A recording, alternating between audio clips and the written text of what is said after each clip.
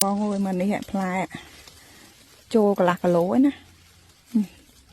bạch do món này thùng lọ bông bổ nuôi nè mà này tùng plai pin đào món bông bông chặt đào ban cháo nó bông mà ngày mà tao có miên đó nè từ đi ao bọc mai dương bật bật thòm chiết mà rồi phi rồi món bông bông sạch từ đó cố đã dương bẹt thay cứ sạch với so đôi từ đó cố bẹt ní á có bản thân này khinh nam của hòm đầy đầy nó nắng cho bảo vía bông bồn thay cứ bẹt ní nên hay plai nó lỡ đào mất bồn plai tròn mình tên mà đào mà rập roi cái lỗ bông bồn đào từ đó cố ní cứ nghề sửa đám hai plai với cứ mà đám rập roi cái lỗ bàn giày pi ca và một phá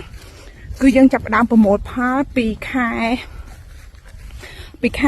đập là hốt đào khai pi bông bồn lô đào khai pi plai này hay mới dân mới bị khảo chứ tới á anh miếng plai thì tai bảo trôi ta khom đào quanh cứ sắp tập plai mà bông bồnដោយសារតែដើមនេះគឺផ្លែនេះគឺវាផ្លែតាមរយៈមែកអញ្ចឹងអាចុងស្លឹកវាអត់សូវផ្លែទេវាផ្លែនៅជាប់ស្លឹកមែកនេះបងប្អូននេះឃើញអត់ថងសិតតែផ្លែណាបងប្អូនហើយនេះដើមខ្ញុំថតនេះអត់សូវផ្លែណាបងប្អូនផ្លែតិចទេផ្លែតែប្រហែលជា40-50%ឯងបើដើមតែផ្លែវិញណានិយាយពីថាអត់ឃើញស្លឹកទេបងប្អូនឡងកាសហ្មង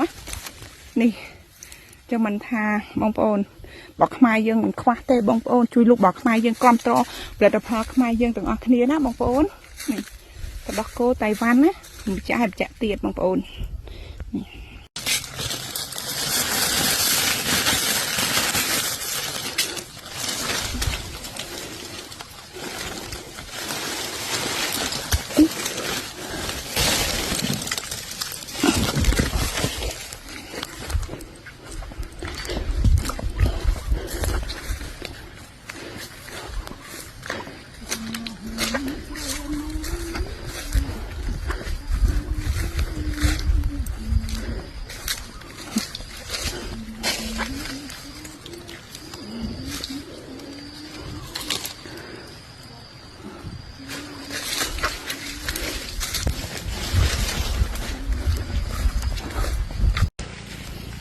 nèបងប្អូន